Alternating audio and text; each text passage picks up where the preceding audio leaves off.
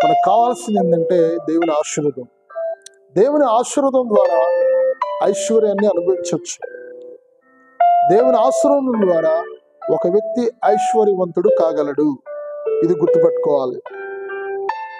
అబ్రహామును మనం చూస్తే, అబ్రహాము దేవుని చేత పిలువబడ్డాడు.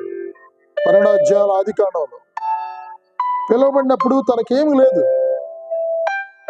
నువ్వు రా, నువ్వు సమస్త నీ తండ్రి ఇంటిని విడిచిపెట్టి నీ స్వదేశం విడిచిపెట్టురా, నేను నిన్ను ఆశీర్వదిస్తానని చెప్పేసాను అంటాడు దేవుడు. ఆ ఆశీర్వదిస్తాను అని చెప్పేసి అన్నప్పుడు దేవుని మాట విని దేవుని వెంబడించడం ప్రారంభించాడు అబ్రహాం. నా ప్రియ సోదరులారా, అప్పుడు దేవుడు తనని ఒక మహారాజులాగా హెచ్చించినట్లుగా మన పరిశుద్ధ గ్రంథంలో చూడగలుగుతాం.